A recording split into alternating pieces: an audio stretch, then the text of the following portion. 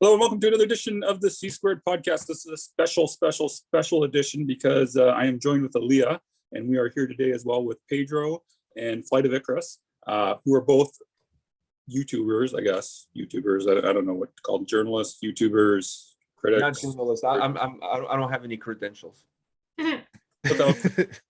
But we're here to discuss with both of them, and shortly as well, Belgian Jasper, about YouTube, and we're going to have a little bit of a discussion about YouTube reviewers, interviewers, and all sorts of fun stuff. So first of all, thank you guys for joining us, and I want to turn it over to Aaliyah for the first question / introduction. All right. First things first, welcome to the Roundtable. Would you please go around and introduce your channel, which type of content you focus on, interviews, reviews, or other, and a mix. And let's start with you, Flight of Icarus. Yeah, so my channel is Metal Trenches, and it kind of started as a podcast. I like doing interviews, but I just don't have enough time to coordinate it as much anymore. So it's mostly now reviews and high focus on like discography tier lists, band tier lists, genre tier lists, that kind of stuff. And some shit talking too. Well, just for fun. And Pedro? And for me, I mean, we started off as a reaction channel, therefore the name ANP Reacts, and then we branched it off and we started doing some concert reviews, some album reviews. I think that's how it got started, and then from there escalated into interviews, vlogging, and now I think we kind of cover everything that we can possibly cover. I don't think there's anything left for us to cover. Yeah. Cool. So I'm going to start with the very first question then. So I guess we're going to go reverse order this time. Since we started with Flight of Icarus, we'll start with Pedro. So what is the philosophy behind your channel? The philosophy is to have fun. I mean, really simple. I know it sounds like a cliche, but we're not here to make money. We don't monetize our channel, so money is out of the window. So that doesn't drive what we do. It's really about me and my son hanging out with each other, listening to music, talking about the music that we listen to, that we love, and discovering new bands. And then obviously, if by association we can expose some new bands to a new audience, absolutely amazing. That's one of the things that we love to do. And then I'm not going to lie, obviously, being able to meet and talk to bands that I listen to on a regular basis and build some friendships outside of YouTube with those same bands has been like the best thing ever. I mean, maybe the second best thing ever. The best thing is hanging out with my kid, because he probably will watch this, so I have to say something good about him. So hanging out with him is the best thing ever, and then the second best thing ever is meeting the bands and getting to know the people behind the music. Cool. We got to get him on the channel or on the show one of these days. I keep meaning to do that with you, and then keep forgetting, but we have to. But anyways, so Flight of Icarus, what about you? What's your philosophy? Yeah, so you just mentioned music discovery, and that's definitely like the main focus and kind of driving force behind everything that I do. It started off as the primary focus is always exposing people to more underground groups, but as I've kind of like evolved and figured out what works and what doesn't, it's also been a means to expose people on the other end of the spectrum too, that are like super true cult, only underground metal. It's like, hey, you might actually like Korn. You never know, like give it a shot. Yeah. So, and it's been fun for me as well to discover. You just mentioned before we started Sabaton. Like I've never really been into power metal, but I dove in with their discography, and I'm like a Sabaton fan now. Like sign me up. That shit is fun. So it's fun for me to discover music that I've been sleeping on for a long time and get to enjoy. And then my favorite comments on the videos are when people are like, dude, I've never heard of this band. This is amazing. Like I just bought their album and stuff like that. So that makes my day. Cool. Just as a quick follow-up before Aaliyah does the next question, if possible. Do either of you guys ever have a plan to expand beyond music, or is it just music only? Do you want to go first? Since you were the last guy, I'll let you continue. Yeah, I mean, I love a lot of other stuff. Like I'd love to talk about like movies, because I'm a huge film buff, like big Stanley Kubrick and like David Fincher fan. Like I love all that kind of stuff too. But I mean, the way YouTube works, like it's not wise to do that. Like if you stretch your channel in too many directions, it just confuses the viewers. Like people like to have like a very specific focus. And I'm becoming, like with every video, just more and more aware of like what my viewers want to see. And so if I were to do that, I'd probably just start a completely separate channel to do that. But just with my time the way it is now, there's more than enough music to talk about. So I'm fine just kind of sticking with that. Cool. I'm not that far off as well. I agree. I think if I was to, I mean, I have other interests in life. Some of them I'll just keep them to myself, but you know, I would, you know, that I would like to maybe dab, but that would force me into another channel. I barely have time to keep up with the demands that this hobby of mine have created, never mind creating a second channel. And then I also think that it would limit a lot of my movement in that second channel, because it doesn't matter how much you separate yourself, people will always associate you with my main channel, which would be AMP Reacts. And I don't want something that I do elsewhere to, you know, create a cloud over something that I'm doing somewhere else. It doesn't matter how much you try to separate those two worlds, people are always going to find a way of painting them together, and I don't want that.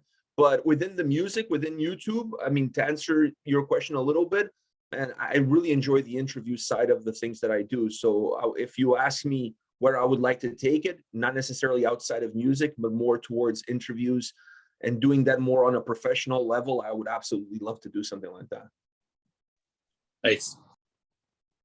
Well, that answers one of the pieces of the puzzle to a successful and sustainable YouTube channel. But what do you think are some of the other pieces to the puzzle? Pedro, do you want to start? I think I see a lot of channels coming and going. And if you look at the channels that have had more longevity, I think the common denominator is that people are really doing something that they enjoy to do. They're not doing it just for the clicks. They're not doing it just for this, just for that. So I see that being an aspect that works. But I also see that the popularity that your channel gains also impacts the longevity of the channel itself.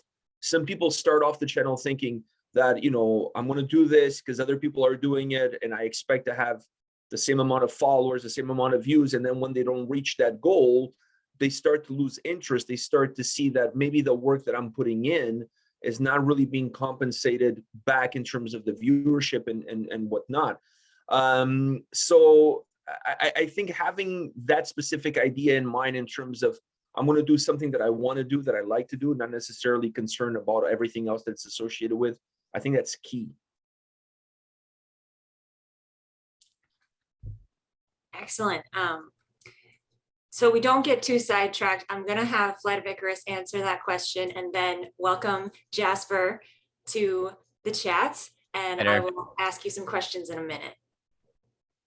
Yeah, so I mean, as we saw in the previous time that I was on here, like I could get really micro level with this, but I think what's really like popping into my head right now is like, know your audience. Like when you're starting your channel, like be really clear about what you want your audience to be, and don't have it just be like, you know, people who like metal or whatever. Like be as specific as possible. Like I want to engage people who want to explore and celebrate finding stuff that they haven't maybe listened to before, and then target all of your content in that direction. Find a format that works, and you can tweak it, but like stick with it as much as possible. Like consistency is key, because you got to remember that what you want is not really what your viewers want necessarily. Like people are coming to you, they subscribed because they liked something you did, and they want to see more of that, whatever that is. And so if you can start to, and I feel like I'm still slowly figuring out and whittling away at what works and what doesn't, but getting better and better at it. And I think you gotta be really clear. I think of it as like a Venn diagram too. Anytime I'm like deciding on what video to make, it's like, what do I want to talk about? what do I know my audience really wants to hear about, and what's that like in between territory where I can really find something that's going to take off, it's going to grow the channel, and both I and the audience are going to enjoy it equally. Excellent. So Jasper, again, welcome to the round table. Would you please introduce your channel and tell us a little bit about the type of content that you primarily focus on, whether it be interviews, reviews, or a mix of other things? For sure. And my apologies again for being so late, everybody. Absolutely. So I'm Jasper from the Belgian Jasper channel. Started a year and a half ago. I'm located in Toronto. I'm not the only one here. And yeah, started out just because I had this passion in me and I wanted to share it. And I didn't really know. I think, previous comment was very true. Like you both have to understand what you're trying to do and what people want to see. And instead of trying to figure that out from the get-go, I just wanted to get started and learn a lot as I went along. Never had the intention of becoming an interview channel, just to kind of make videos about heavy metal and certain subcategories. But almost by accident, I'm now predominantly an interview channel. I never do reviews anymore, really. I'll do some videos of like, hey, albums of the year, stuff like that. But I would say that 90% plus of my videos are interviews. And I think that's also a bit of a testament to that. The previous comment was very true. Like, you have to understand what sticks and try to refine that. But especially as you're getting started, you won't know what that is, and you need to try a few different things and take feedback. And yeah, like I said, I by random almost did an interview with somebody, got great feedback on that. That led to another interview, and that kind of got a ball rolling. And now I spend most of my time on interviews. But yeah, consistency is very important in finding a formula for sure. Let me just add one thing to that, because when I started my channel, we were just doing reactions, but not just reactions. We were actually doing reactions to bands and songs that we had never heard before, in a way that I'm going to try to phrase this the best way possible. The listeners, the viewers were introducing us to bands. That's how our channel started. Now, if you look at our channel, we're introducing the viewers to bands. So the roles have reversed, the growth has reversed. And to go to what both of them were saying is that when you start, you really don't know. You have to start with something that you like to do. Then obviously things morph, things grow, things goes in the other place. But just to give you an idea, our reaction channels when we started was people introducing us to bands. Now we're the ones introducing the viewership to bands. So it creates a different mechanism. So we've lost some, I'm sure we've lost some viewers from that early stages because that's not what they want. And I'm sure we've gained some because they find this more appealing. So you're never going to please everybody. I think at the end of the day, you have to do something that you like. Yeah. Please yourself. And one thing that I want to add to that is, because there's a ton of reaction channels now, and Pedro's channel is one of them that always stands out. And one of the reasons for that, I think we can all agree, is that Pedro, and it's not just Pedro obviously, but there's a genuine passion that is shown. And it's really tough to find something that no one has ever done before. There's millions and millions of people creating content, whether it's YouTube or anywhere else. So with everything that you do, I think you have to, and that's that Venn diagram that was talked about before, it has to stay within the boundaries, I don't know if that's the right word, of what you truly are passionate about, because that passion will show. That's why we all like certain bands and think other bands are shallow, because we can see that some bands are really doing something that clearly they're invested in. And there's so much fake content out there, or by fake people, let's call it. So I think that really is important. And you be open to feedback, be able to adapt, but don't throw yourself out of that mix. That I think that's very, very important. Also, I love the fact that Shield of Wings hats are worn here. I should have grabbed mine. It's somewhere here. I promise, Elia. It's keeping me warm here. It's cold in Toronto right now. Excellent. Well, I'm glad to hear that. Very cool. It's cold here too in Chicago. That answers quite a bit. I noticed none of you said having a good camera or having good lighting is central to having a good YouTube channel. I don't know about these two guys right here, but when I started this channel, I had the worst freaking camera possible, but the people that inspired me to start this channel, shout out to Galactic Criminal. The dude was doing it in his living room with a house that looks like a bomb went off in a merch stand. There's like shit everywhere. I mean, who am I to talk? I was in the kitchen. But what I'm saying to you is that the bar was so low in terms of what I thought the channel requirements were. So the lighting is good. I mean, I've upgraded on the lighting. I'm sure these guys have upgraded since the day that started until the point that we're here. But at the end of the day, people don't care about the lighting. It doesn't matter how good that shit is. If what you're putting out there doesn't have any value, like the packaging itself becomes irrelevant. I mean, it's important as you grow.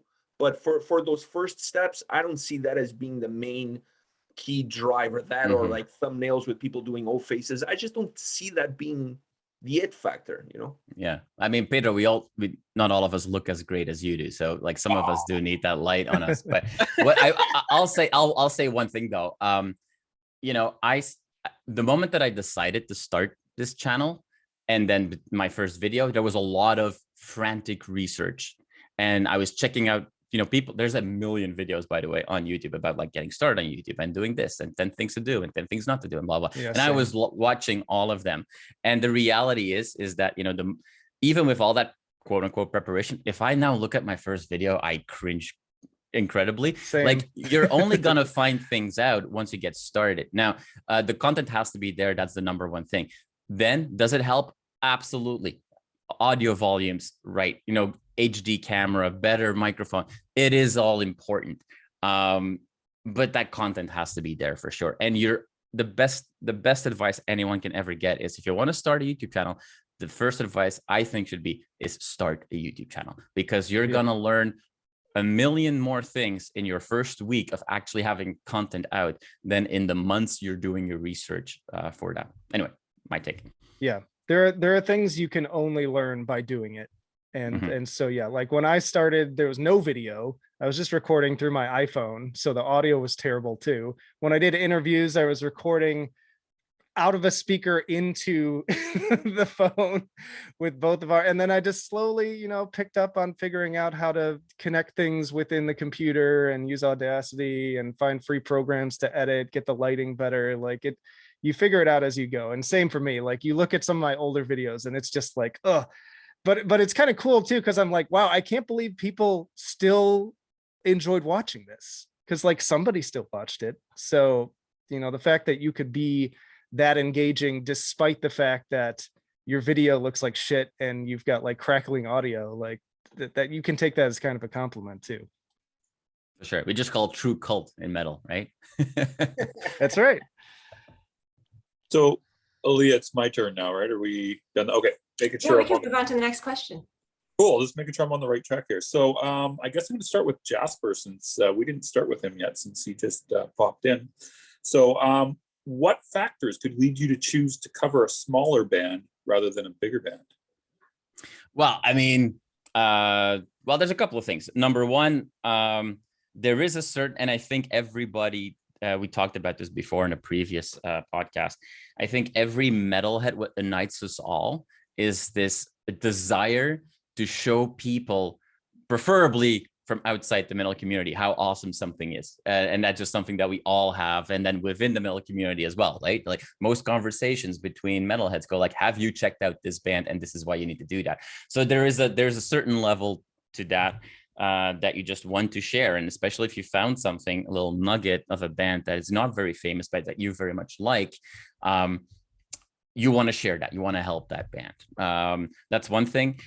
So when I do now non-interview videos, content about, really awesome stuff that came out or whatever, I do like to include some more unknown bands for that. Not necessarily just to give myself street credit or whatever. From an interview perspective, as I got started, the bands that I interviewed were smaller than the bands that I interviewed today. And that's not necessarily because I was trying to spread the word on those smaller bands. That's because when you are, Jasper, who has at that time maybe 200 followers after 1 month of YouTubing, Metallica is not yet going to take your call.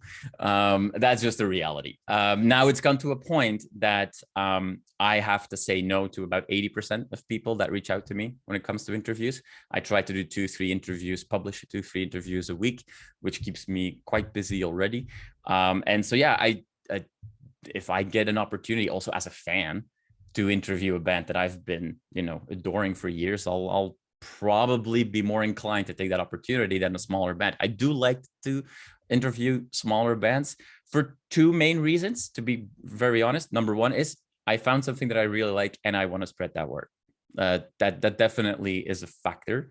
Second, and this is maybe more the sales guy or the business guy in me that comes out, is if I say yes to 3-4 smaller bands that a label or a PR agency is trying to push, then I'll be, I'll score some points and I'll be considered quicker if that really big band has room for 2-3. Let's call ourselves DIY journalists. So I mean that's all part of it, right? So it's we have to be very transparent here. But yeah, I know right now I'll definitely support a smaller band. There's bands that reach out to me. I've interviewed bands that have less followers than me. And because I thought that they had really cool product. And also I appreciate that mentality. Like I was the person sending messages on Instagram and Facebook and emails to bands in the beginning to try to get them interested to be on the show. So I fully understand where they're coming from when, they're releasing their first self-produced album. And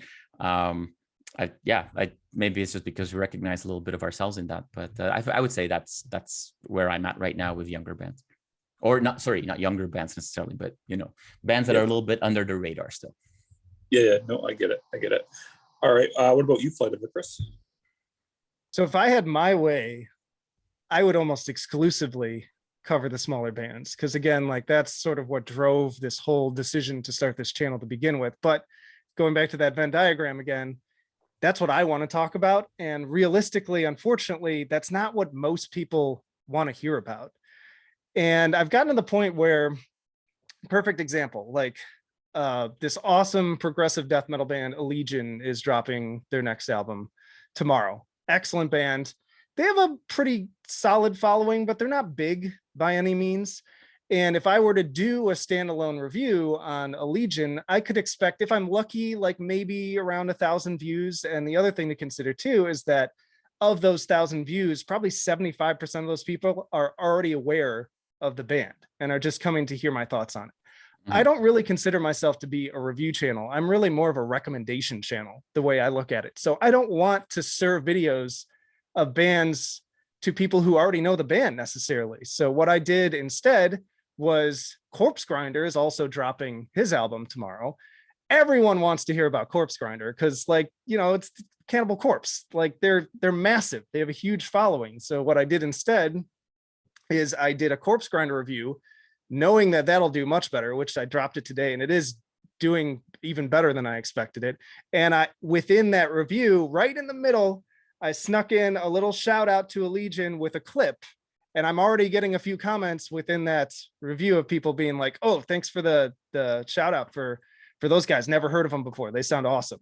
So like, that's what I've been kind of like tweaking. Cause I also used to like try to do a little mini review at the end for something else, but then you'd watch the retention graph just drop off. Right. As soon as you're done talking about what they came for, they're out.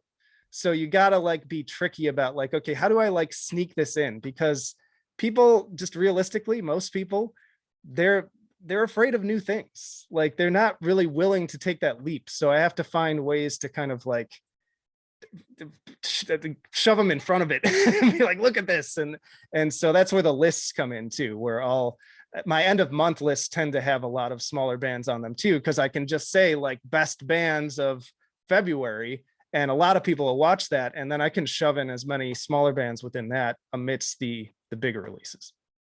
Makes sense. What about you, Pedro?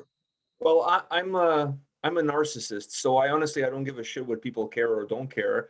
I'm gonna do what I want to do. It's my channel. If you don't want to watch it, don't fucking watch it. I honestly don't give two shits. So I must be the only guy here who doesn't look at any analytics from his channel. I don't. Oh, wait. There's no way, really? I believe it. I believe the only analytics that I check is where's my viewership coming from? What country are they coming from? That's it. And that's just out of pure curiosity. Since I'm Portuguese, I'm in Canada. And so it's like, are people coming in because I'm Portuguese? So they'll have this thing, oh, my brother from the homeland or whatever. Like, are people coming in because I'm Canadian? Like, I just have that curiosity. I don't check if the video is doing well, where the views are. I'm not bullshitting. I'm just being honest. Because I honestly, I don't care. I just don't care. But to answer, and I'm not saying there's anything wrong with that. That's not what I'm saying. I'm just saying personally, like I never been into that kind of thing. So I don't really care. Shout out to Allegiant, great band, great album. One of the best albums to come out this month. Just want to say fantastic. That. Yeah, it's absolutely phenomenal. What was your question? Interview coming out on Saturday, by the way. Oh boy. The actual question, Pedro, was basically what would make you choose a smaller band over a larger band? All right, I'm with Jasper on a lot of the things that he said. I'm on board with him because, first of all, I like to do the small. I obviously prefer to do the bigger ones. I mean, if like I'm with Jasper, if I can interview like today, it hasn't been out yet, but I recorded today an interview with Phil Demmel. I mean, if I get a chance to talk with Phil Demmel, I grew up listening to Machine Head, listening to Violence. So if I can talk to that guy, it's just absolutely phenomenal. But I also will talk to the guy who's in a band, like he said, with less followers than I have on my channel. I don't discriminate from that perspective. For me, it comes down to, did I dig the music that they put together? If I like the music and enough to like be curious about how did that music come about, I'll talk to that band, regardless of the following, regardless of how big they are. Any of that shit for me becomes irrelevant, because if I really love the music, then I want to know more about the person who made it. That becomes the discovery for me, because I'm so intrigued by this new sound, by this new music. Allegiant, for example, talking to Riley was phenomenal to like dig a little bit deeper into how everything went into making the album, because I was really blown away by the quality of the record. So that's what drives me. So I don't really look necessarily at how big the band is. It's about the music that they created and how much of that music I'm becoming a fan of, or I'm already a fan. But I also want to add to something that Jasper said, which is sometimes you do take some smaller bands because you also don't want to burn bridges. And I look at it from a perspective that if a label or a PR company come up to me and let's say they're doing PR, or they're a massive label and they have big bands there, and they've always been good to me in terms of setting me up with the interviews that I've asked for, and then they come to me and say, hey, we have this smaller band coming up, would you mind chatting with them about the record? Yeah, I'm going to say yes, because, I feel like if you scratched my back, I'm going to scratch yours. That's just the way things are.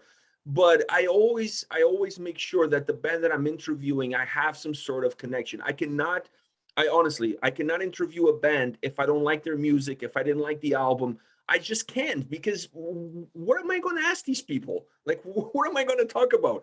So I have to have a genuine understanding or liking, or at least appreciate the effort that went into making that music. I may not like the album, but I at least appreciate the effort that went into making it. So and for me, that's the beauty of it. Smaller band, big band, it's about discovering and talking about the bands and finding out what drove them to make that sound. Fair enough. Yeah, I don't have a. You're muted. You just muted yourself, Curtis. And there you did again. Okay, well, I'll move on to the next question then. And this is kind of intended to be a fun question. So let us be the judges of it. Yeah. I will. It might be a really shit question, so you don't know.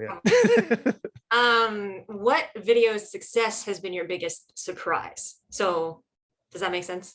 Yeah. Yeah. I thought about how to phrase that question. So yeah, no, for sure. I mean, Pedro doesn't even know which video was successful because he doesn't look at the metrics, so he can't answer that question. But I can. I'm going to let you go first because I don't know what to say.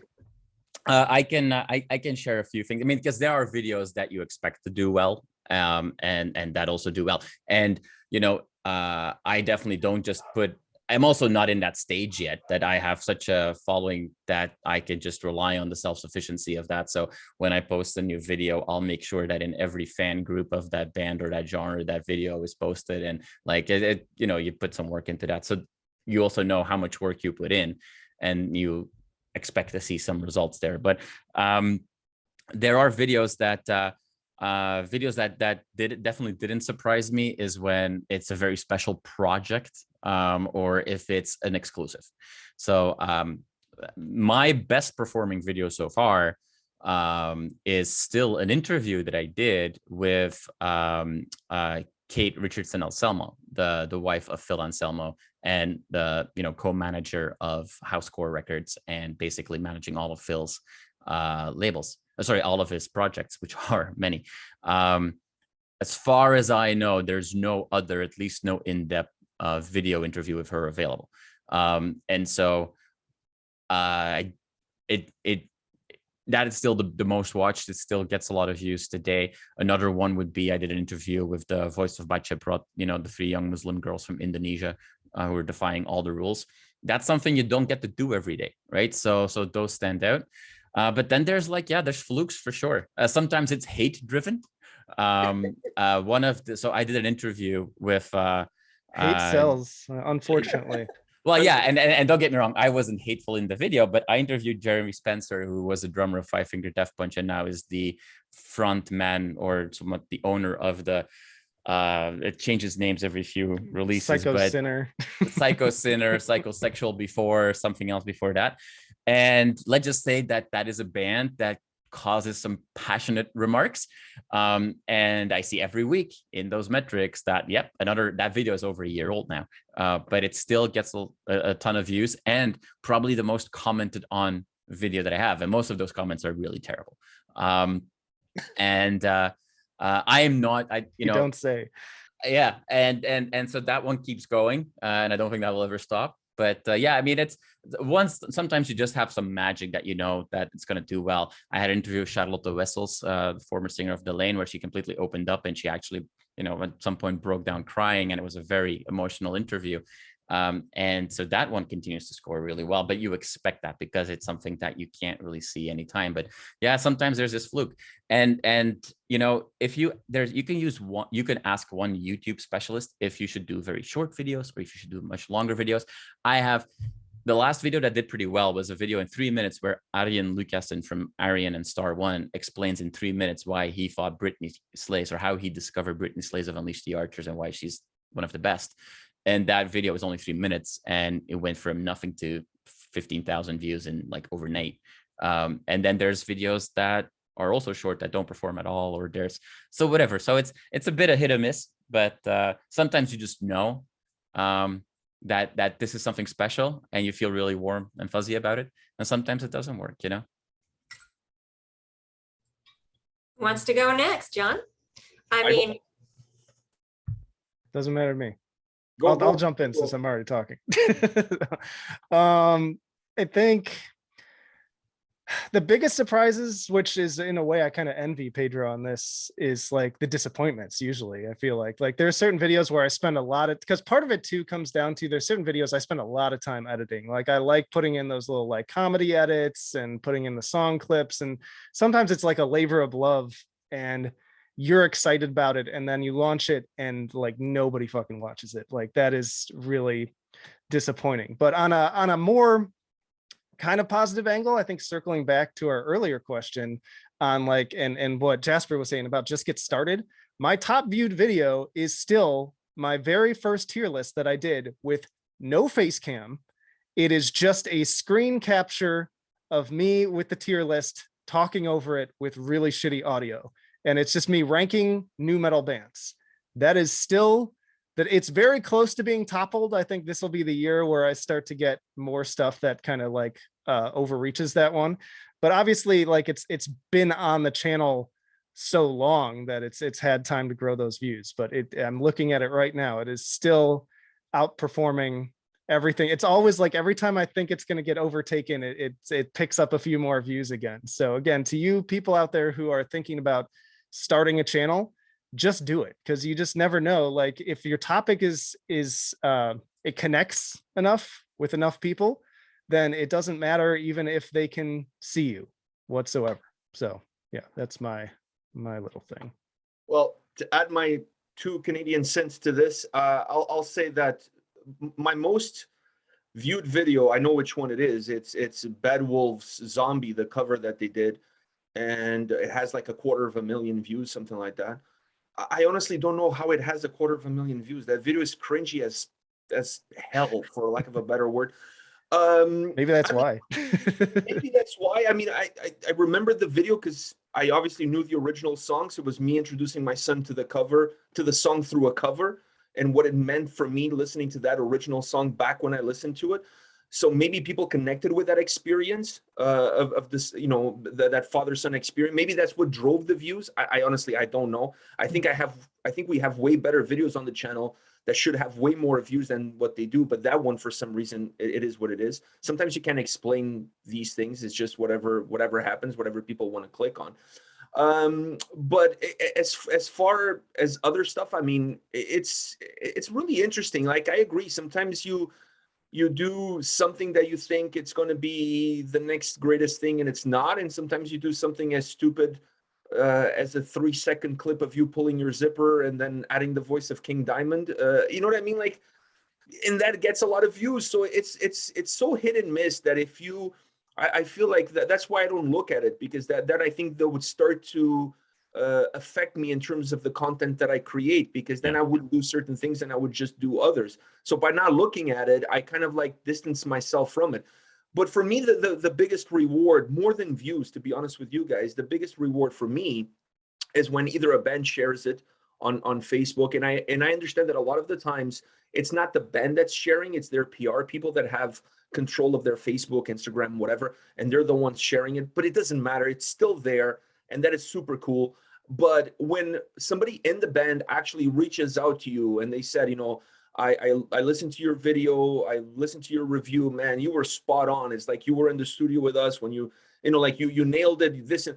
That to me, like, I don't care if that video has 0 views. The fact that the person who made the music is acknowledging the effort that I put into my review and giving me that kind of feedback back, that to me, that is it. Like, that's a mic drop, and I'm like, I'm happy with that, Yeah, for sure. I mean, like, if people are listening to this with the idea of learning from us to get started, if their goal is to get so many views with metal-based videos on YouTube so that they could really earn a living out of that, You're in the wrong niche. I have bad news for you. But so, like, I mean, and that's also why, the people that, because consistency is really important, and YouTube algorithm is important, using the right tags and all the kind of stuff, so that if YouTube recommends a video versus not, you will see that in the popularity of a video. All of that is important. But yeah, and extra views and more subscribers, that makes it easier for you to be prioritized when a PR team is looking at who are we going to give, popular band, we've got 5 available slots, who are going to give it to. There's a million YouTubers out there, right? So so that it all builds on top of each other. But I agree with Pedro, like, having bands also, talk about you or talk to you. Yeah, sorry, go ahead. It's also the relationships, as you know, that you build with those people. Exactly. And sometimes those relationships become more important than the viewership or anything else. You start to connect on a one-by-one basis with these people, and you become friends. And then, even though your channel may not be as big as some other channel, they tend to kind of squeeze you into the front of the line a little bit. Exactly. That personal relationship. 100%. Exactly. And, with that relationship, any relationship is important. Like, trust is important, but also having some level of, I think, our videos, all of us, we all make very different videos, but we are definitely not the clickbait type kind of people. And I've had it more than once that a PR team will introduce me to a band that is, especially when I got started, or just a few months after I got started, we're way out of my league. But then they'll actually say, like, hey, this is one of our more respectful interviewers. You can guarantee that he's properly prepared. He's not going to try to do an aha gotcha moment. Every single time before I release an interview, it gets checked by a PR team, or at least I give them the option to do so. And you build that trust in that personal relationship that way. And yeah, I mean, there's so many small things you can do to be professional. and that gets rewarded. There's a lot of people in the metal community that are not, and I'm not talking about people that are working in the scene, like working for PR teams or labels or what have you, but fans. There are a lot of people that are maybe don't have that built-in confidence or social skills that metalheads are not always famous for. But if you can bring that to the table and you show that you're reliable, you show that you're always on time, you show that you can plan well in advance, that helps a lot. And buying Starbucks gift cards to label people helps as well. Oh, I didn't know about that. I've never done that. I'll give you a quick anecdote. What I'm saying here is that so when I just got started, I had a very do-it-yourself mentality, right? So I went to a couple of bands, and Ali and Curtis have heard me tell this story before, but I knew when I got started, and I had the bug of I want to interview some bands, and I went to mid-level bands. Let's say I wasn't going to their management or their PR team or their singer or their guitar player, but I would find a way to have a personal message sent to the drummer or the bass player, the guys that never get invited to an interview, that would love to talk. And you kind of sneak in the back door. And I did that a few times to kind of get some traction. And by the time that was happening and some videos were coming out, I started all of a sudden getting on the radar of certain labels. And those labels were like, how did you set that up? And so I started my YouTube career by burning a few bridges and I rebuilt those bridges with Starbucks gift cards. And some people at labels are still laughing about that, but that translated into a really good working relationship now. But so sometimes you can bend the rules a little bit, but make sure that you do it with the right intentions and that you make amends. It's funny that you say that, because when I started doing interviews, I also didn't do it through PR or through the label. What happened was we would do a reaction video and then the band would share it. And we're like, oh, if they like the reaction video, maybe there's an opportunity here for us to talk about something. You know what I mean? Like, that's kind of how it started. And then what happened was I would say probably my first 10 interviews or so was either me reaching out to bands and bands agreeing to come, somebody from the band agreeing to come on the channel. Anna Murphy from LVT, like, I sent her a message and she's like, yeah, for sure, man. I was blown away. So, but also then when you did that interview with that person, I remember some people in the business, some band members were like, I really enjoyed chatting with you. Would you like talking to this guy? He's in this other band. And then, like, that kind of snowballed. I believe the first time that I talked to Rob from Epica was because my buddy Asim from Wintersun, they're good friends, and they're like, hey, I can set you up with that interview. Or even Ginger, the first time I interviewed Tatiana was because of somebody from another band that they had toured with. They put me in touch, and that's kind of how it worked. So it's incredible. You never know when you open a door how many other doors become open after that one. So it's absolutely amazing. I will say to that though, like, once you realize the machine that is involved, like, you also have to, once you have that seat at the table, which all three of us now have, you have to respect that as well. Like, there's nothing worse for a PR person that lives in, let's say, randomly New York, that is running an, let's say, Austrian label PR.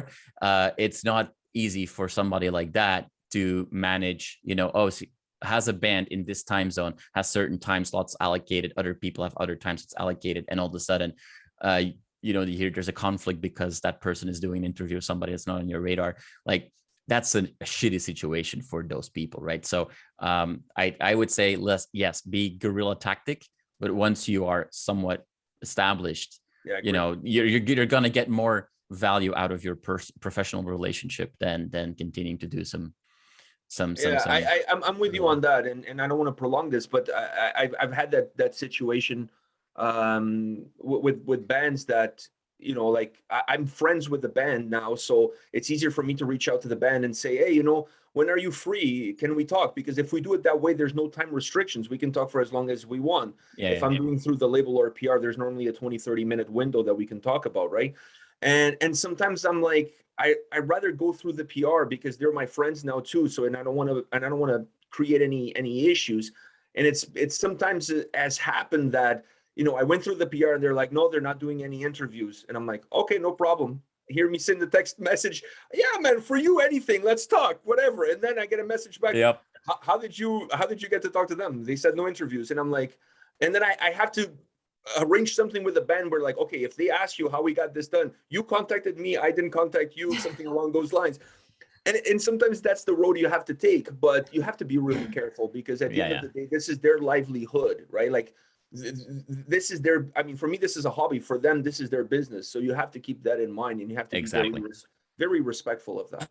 Well, let's move on from the interviews philosophy here and into some more questions. Curtis, you have the next.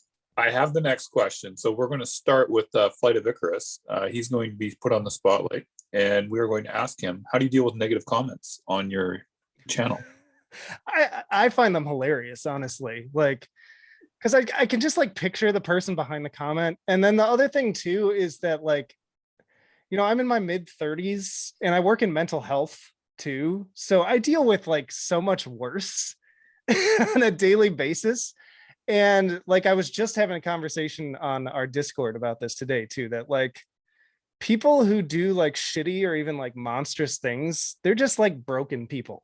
So at the end of the day, like my reaction to those is generally either pity or like, this is hilarious, I'm just going to go in with it. And my favorite comment to leave too in response to those, because I do respond frequently, I'll just be like, thanks for the engagement. Because at the end of the day, the fact that they commented boosts your video signals. So I tell them, I'm like, you know, I don't think you know this, but you just helped me. So thanks.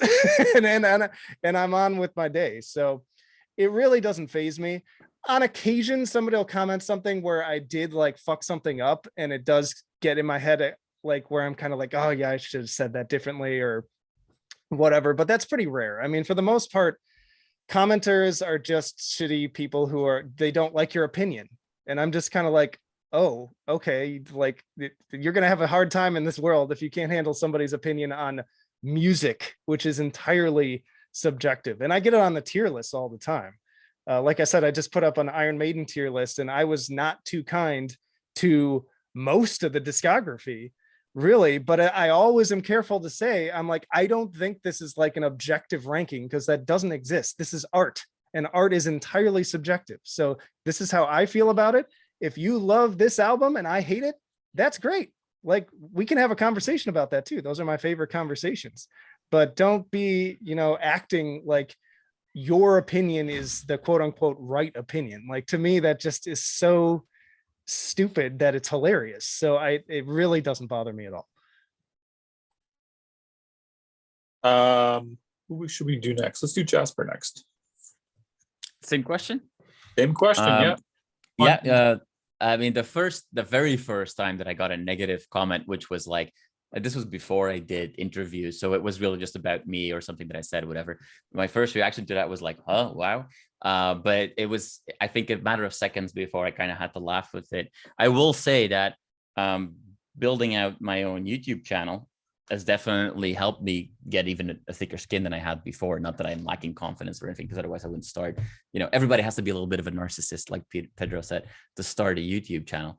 But yeah, like it doesn't bother me too much. I mean, yeah, I have the same thing with that video of you know, Psycho Sinner. You know, that the reason why that's boosted is because people keep commenting how shitty that band is. And I you know, I try to engage with almost every comment. Not if it's like flat out, you know, vitriol about a certain band that I interview. But there are times I mean, I do monitor that comments, because like, you know, today on my very recent interview with Jeff from Annihilator, all of a sudden somebody was posting like all these, you know, conspiracy theory troll stuff about, you know, COVID's not real and that kind of stuff. And it's like, it doesn't have anything to do with video. Like that gets deleted straight away, like even before YouTube can delete those things, which I usually do. And then I did a big spiel last year, and I either plan to do that again this year or even bigger, around International Women's Day, where I highlighted like 30 women in March 2021. And there are guys commenting about like how, you know, women don't belong in rock and should stay in the kitchen and all that kind of stuff. And I just take that out. Like I have no patience for that. If somebody doesn't like music from somebody, that's fine. If they want to say that, I'm not going to be bothered too much. If somebody gives me a comment, somebody told me that there was a special place in hell for me because I forget, it was like I had a patch of a band on my vest for something or whatever. Like, it's silly, so you laugh about that, and I don't care if it's like it's to me. But if somebody is just hating on a guest that I have on the show, then I don't want to have that on my on my channel. So I will remove comments like that. But yeah, I mean, most of them are kind of funny. Best part here, you know, Pedro said it's really great when a band shares their video.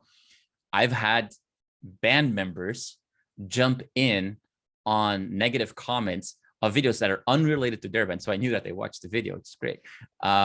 Where they are jumping in, which that's phenomenal, right? Because it's great to see that, you know, yeah, that spirit of coming together in the metal community.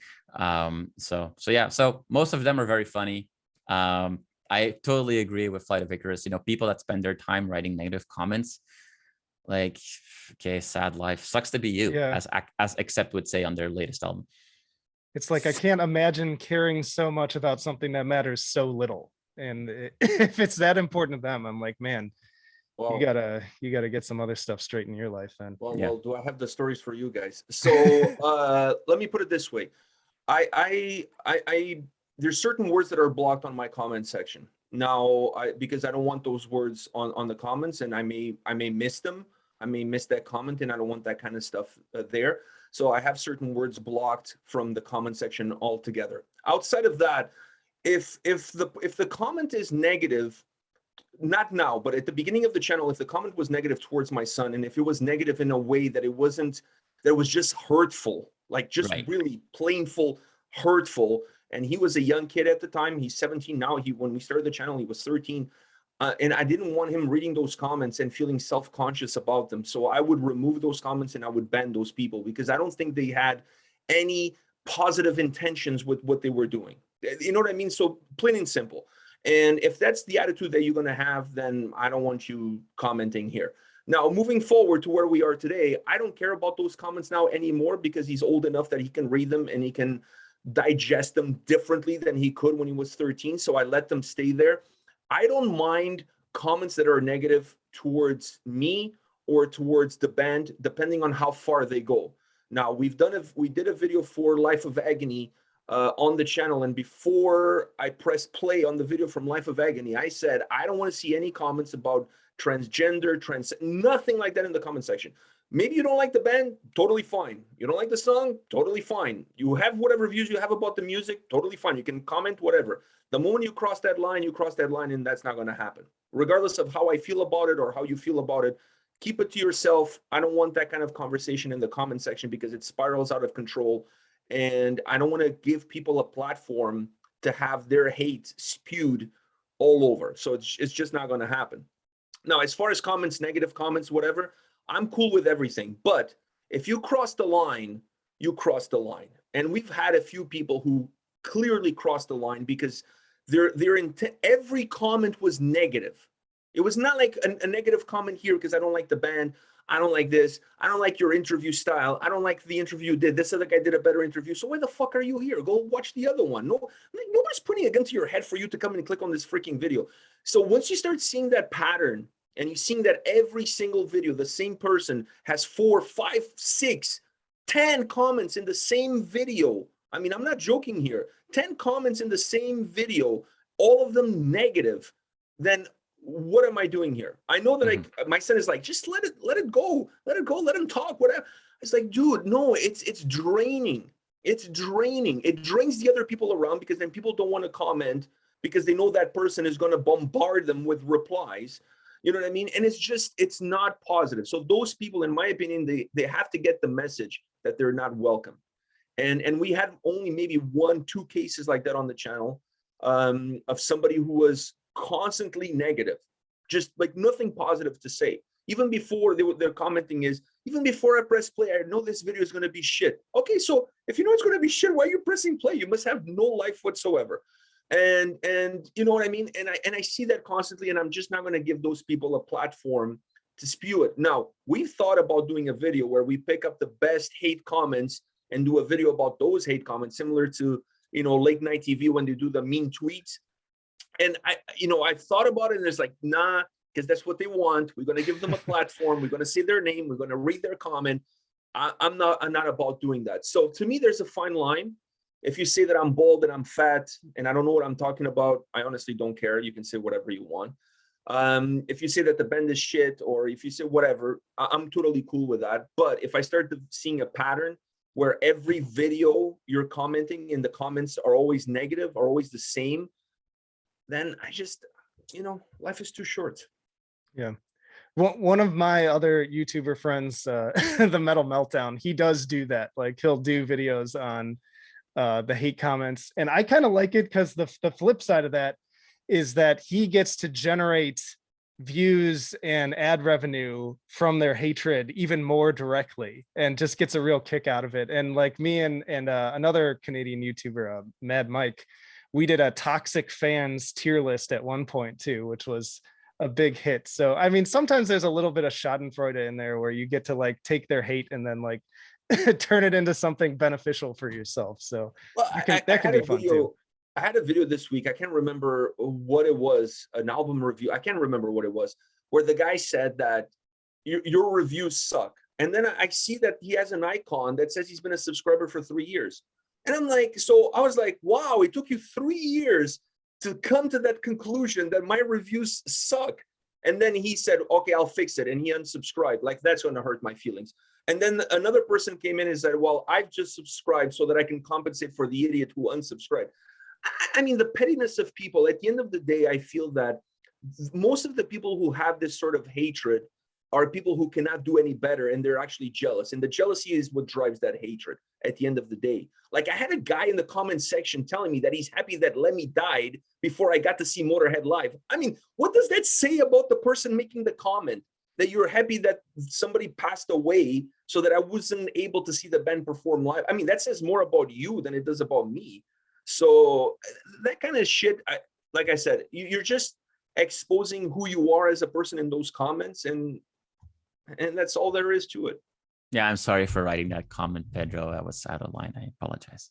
Oh, it definitely wasn't you, because you're more electric. I'm just joking. 100% it wasn't you, but like this same person that I'm talking about, we have another show that we do on Out of Line Music, which is more off the cuff and different top. We blocked him on our channel, so now he comments there.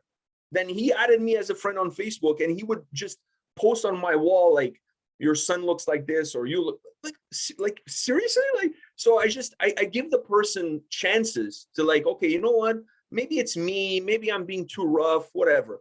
But no, like, this is just who they are as people, and when people are like that, there's really nothing that you can do. The best thing you can do is isolate them and just remove them from. It's also statistics, right? I mean, it's if you have 1,000 followers, you're gonna have a couple of haters. If you have 10,000 followers, you're gonna have more haters. If you have 100,000 followers, you're gonna have more haters, and so on and so on. Success attracts haters, and it's very unfortunate, and it's just so sad. And it probably doesn't justify more of our time, I would say. I know what you're saying, but there's a lot of YouTube channels that I don't like, but you don't see me going on their comment section telling them that they suck. Oh yeah, no, it's a special kind of stupid that does spend their time there. Yeah, for sure. I mean, to me, it's ridiculous that you hate something so much, and yet you're devoting so much of your time to that thing that you hate. There's way more positive things to do. Yeah. I can't even imagine. I can't imagine having enough time to do that. Curtis, how are we on time? Do we have time for the last question? We are way over time, but if we can keep it short, should be good, because I don't want to have this go too long, because I don't know how long people are going to be willing to stick around. But it's been good, so let's just do it. All right. So quick answers then, please, to this question. How do you think bands should respond to negative feedback or handle negative feedback? Flight of Icarus. Man, I mean, there's more than one way you can do it. I tend to respect bands the most that like really roll into it. Like they embrace it and they like turn it into something fun. I'm blanking on examples off the top of my head, but I know I've seen examples of where bands got some sort of backlash for something and they like turned it into like a straight up song or or implemented it into the music video or something. Like, to me, that's my favorite thing, because it again goes back to what I was saying before, where like if you can take someone's hate and then spin it into your benefit, like to me, that's just like I get such joy out of that. There's just something so fantastic about that. And then in terms of stuff that's like you don't even want to engage with, like just don't. Like that's the other better response too, is just the bands I've even seen too, where like straight up people are like maybe even trying to cancel them. The bands that are still around are the ones that just don't even respond whatsoever. And that's not to say that there aren't things that you should respond to, maybe depending on the situation. But I'd say for most cases, especially when you know what's being said is not true and that it really doesn't matter in the big scheme of things, just ignore it. Like don't even, like that part of your brain, that alpha male in the back of your brain that tells you like, I need to, own this little kid or whatever. Just tell it to shut up, because you're only going to feed the momentum. I mean, it's called the Streisand effect. You're seeing that right now with like Chris Barnes. Like everyone's making videos on Chris Barnes right now because like he constantly feels the need to open his mouth and say stupid shit. And then when people backlash to it, he continues to feed into it, and it just keeps the ball rolling. Some people do that professionally, like Fred Durst, and it's kind of a smart marketing strategy if you're doing it intentionally. But if you're not, then you're just better off shutting up. Like just don't even engage if you don't have some fun way that you can spin it into something that is going to help you in some way. Pedro, what do you think? I think the best is not to say anything at all. Don't say anything at all. We live in a society where people have really short attention span. So what's a big deal today is not a big deal tomorrow. And the more oxygen you give to that fire, the bigger the fire becomes. So sometimes nothing is better than some shitty something. Like if you're gonna say something, make sure it's worth saying it. Otherwise, just ignore it, move on. It doesn't change your bottom line. Just move on. Jasper, you want to close us out with some wisdom? I'll do my best. By the way, for Flight Icarus, an example of what you were talking about is In This Moment with Sex Metal Barbie. Like the lyrics of that song are almost exclusively negative comments that they had on videos that they turned into one of their biggest hits. Yeah, I remember that. I think it's unfortunately it's a reality. Like the moment you become big enough, you're going to get negative comments, and I think it is very human to see those amongst the sea of positive comments. And there's a lot of bands that say like, I don't read the comments. Everybody reads the comments. It's normal. People are excited to share new music, and especially now with COVID, like the only way to gauge how is your audience, how do they really think about your song? You can't play a show live right now, or to some extent, so you don't really see that reaction. So a lot of people are focused on comments right now and on stream numbers. So you're gonna do that. And especially for younger bands, because I think bands that have survived some cycles already and that are at a certain level, they are probably at this point smart enough to know that it doesn't matter and they shouldn't give a shit, and they probably are easier to walk away from that. But I've spoken to some bands that had their, let's say, breakthrough in metal. So like they went from having a song that their songs would generate a few thousand views that are now getting hundreds of thousands, maybe 1 million views, and they really released that album in the last 2 years that put them on the map. I know a lot of them have suffered from that, and it takes away the amazing journey that they're on of breaking through. And it's just a numbers game. You're gonna get people that want to shit on you because you're getting popular. And I would say, and I don't think this is necessarily wisdom or what have you, but bands that do well, that are on that curve, they tend to also be bands that are taking the time to make sure they have got a good PR team, making sure that they are supported by a decent label and they got some people around them. Investing in somebody as a mentor, a coach, wellness coach, a mental health wellness coach, whatever, I think those make sense. Because I have spoken to people that when we're not recording, will open up about the fact that it's been sometimes challenging, especially to Pedro's point, when these hates are not about the art, but they are personal and they are meant to hurt you. And okay, sure, when In This Moment makes the song Sex Metal Barbie and it becomes a big hit, great, whatever. A lot of people hate on that band and they've turned into something. But as a younger band, it's hard to do that because you're showing that you are impacted by that comment, and it will make people that don't deserve that feeling feel very good about themselves. And I agree with Pedro, like, ignore them. And so, yeah, if you are a band that talks about certain issues and you know that certain issues are really important to you, whether you're a political band or you have somebody that's, for example, transgender, you might make some very simple technical steps to ban certain words from comments and what have you, just to help with that a little bit.